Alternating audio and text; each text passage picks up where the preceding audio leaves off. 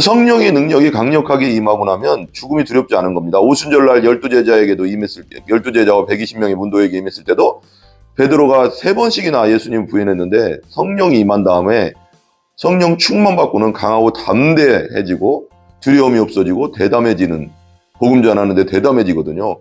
그게 이제 그들만 그런 게 아니라 성령이 강력하게 임하면 두려움이 없어지고요, 담대해집니다. 그래서 성령을 받아야 되고 성령 충만을 받아야 됩니다. 그래야지 이들처럼 우리가 쓰임 받을 수 있는 거거든요. 그리고 나서는 이제 목숨도 이제 아깝지 않습니다. 오늘 그 바울은 자기 생명보다 복음이 더 중요하다, 그렇게 증언하는 거, 복음 전도가 더 중요하다 그럽니다. 바울을 이렇게 우리가 생각해 보면은 바울은 어려서부터 부유한 집안에서 살았던 것 같아요. 그 다소라는, 지금의 터키의 다소라는 그 지역에서 시민권, 로마 시민권을 가지고 있던 부모 밑에서 태어난 거 보면, 그 유대인 부모 밑에서 태어난 거 보면 그가 어느 정도 살았던 사람입니다. 어느 정도 살았던 집안의 사람이고, 그리고 예루살렘까지 이제 유학을 보내와서 가말리엘이라는 그 당시 최고의 학자, 진짜 성경학자 가말리엘이라는 학자 밑에서 바리새파 사람으로서 성경 공부를 하고 성경 교육을 받고 예루살렘의 그 가말리엘 대학에서, 최고의 대학에서 공부한 수재죠. 그리고 동류보다도 자기가 그 율법에 있어서는 1.1에 어기지 않으려고 최선을 다했다, 그렇게 성경에 써 있거든요. 그렇게 이제 살다가 그 당시 이제 나사렛 예수님과 그 당시에 예수 그리스도를 따르는 자들에 대해서 유대교에서는 이단이라고 했으니까, 그리고 예수 그리스도를 이단의 괴수라고 생각했기 때문에 자가 이제 예수님 스스로가 하나님이라고 하고 뭐 이제 하나님의 아들이라 유일하신 하나님을 모독한다고 해서 유대인들은 신성 모독자로 예수님과 그 무리들을 여겼죠.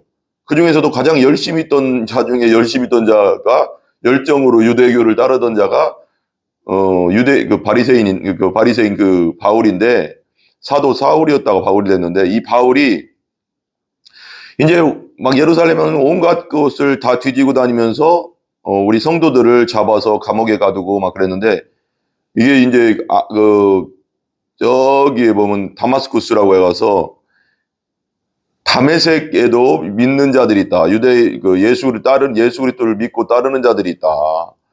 그 다메섹에서 예루살렘에서 다메섹까지는 한 몇백 킬로 되는 거리거든요. 거기를 이제 대제사장의 공문을 가지고 가는 도중에 부활하신 예수님께서 바울아 바울아 빛 가운데 나타나서 사울아 사울아 네가 어찌하여 나를 핍박하느냐 하면서 부활하신 예수님을 만난 다음에 그 다음 날부터 예수가 그리스도다, 저분이 우리가 찾던 성경에서 말하는, 구약 성경에서 말하는 메시아다, 부활하신 분이 맞구나, 내가 잘못했구나라는 걸 깨닫고 확실하게 거듭나고 중생해서 이제 복음 전도자, 그래서 예수님께서 사명을 주시잖아요. 바울은 이방인을 위하여 내가 택한 그릇이다, 이방인들에게 복음 전하라고 택한 그릇이라고 말씀하고 있습니다. 그리고 나서 이제 복음을 전하는데 진짜 죽을 고생 다 하잖아요.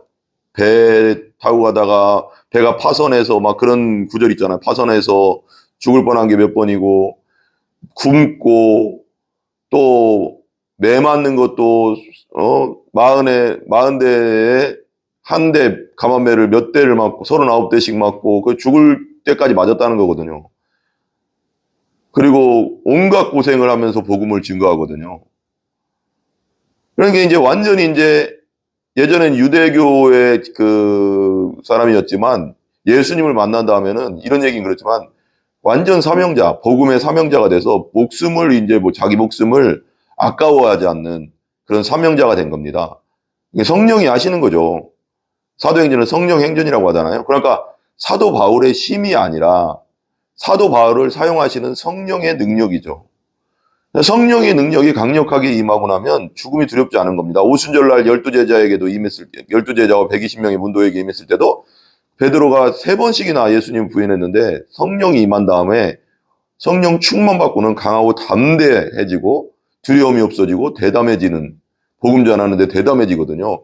그게 이제 그들만 그런 게 아니라 성령이 강력하게 임하면 두려움이 없어지고요. 담대해집니다. 그래서 성령을 받아야 되고 성령 충만을 받아야 됩니다. 그래야지 이들처럼 우리가 쓰임 받을 수 있는 거거든요. 그리고 나서는 이제 목숨도 이제 아깝지 않습니다. 목숨도 베드로도 그랬잖아요. 그리고 12제자, 성령 받은 12제자들도 다 순교했잖아요. 바울도 이렇게 되는 겁니다. 예수께 받은 사명 곧 23절에 보면 오직 성령이 각성해서 내게 증언하여 결박과 환난이 나를 기다린다.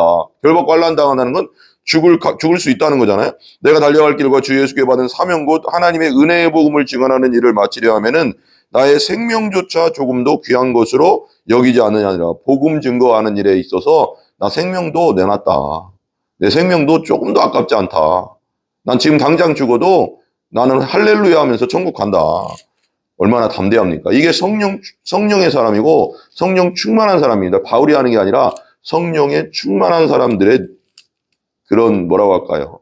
나타나는 증상들이죠. 그 21장 한번 볼래요? 21장 10절부터 14절에 또 보면 여러 날 머물러 있더니 아가보라 하는 한 선지자가 유대로부터 내려와 이제 바울이 이제 잡혀가서 로마로 이제 이제 예루살렘을 갔다가 로마로 압송되는 직전이거든요.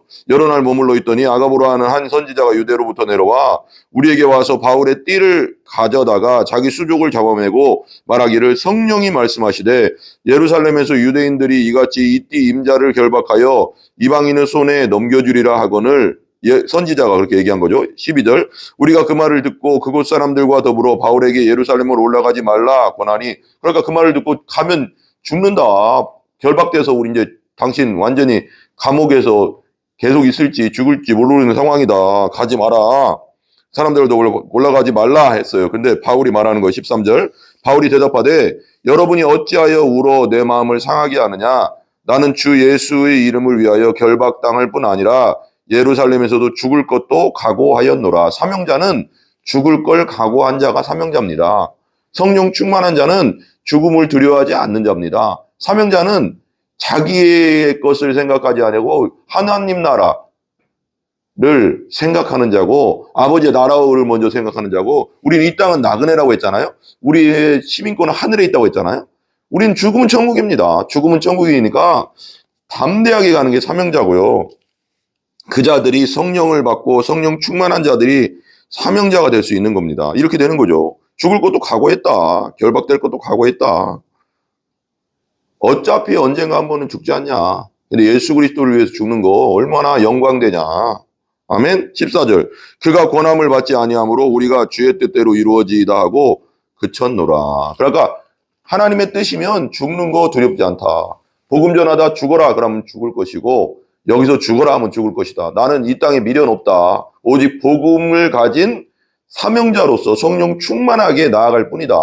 성령 충만하고 성령의 권능이 충만하면 이렇게 되는 겁니다. 우리의 힘이 아니고 우리의 능력이 아닙니다. 항상 성령의 충만함과 성령의 권능으로 하나님 나를 채워달라고 성령님 나를 사로잡아달라고 기도하시는 사명자 되시는 여러분들 다 되시기 바랍니다. 기도하겠습니다. 하나님 우리가 성령의 권능 받고 성령 충만 받고 사명자로 살게 해주시옵소서. 목숨도 아끼지 않고 복음 증거하는 사울처럼 살게 하여 바울처럼 살게 하여 주시옵소서. 예수님의 존귀하신 이름으로 기도합니다. 주기도 마칩니다. 하늘에 계신 우리 아버지여 아버지의 이름이 거룩히 여김을 받으시오며 나라의 임하옵시며 뜻이 하늘에서 이루어진 것 같이 땅에서도 이루어지이다. 오늘날 우리에게 일용할 양식을 주시고 우리가 우리에게 죄 지은 자를 사하여 준 것 같이 우리 죄를 사하여 주옵시고 우리를 시험에 들게 하지 마옵시며 다만 악에서 구하옵소서. 대개 나라와 권세와 영광이 아버지께 영원히 있사옵나이다. 아멘 아멘.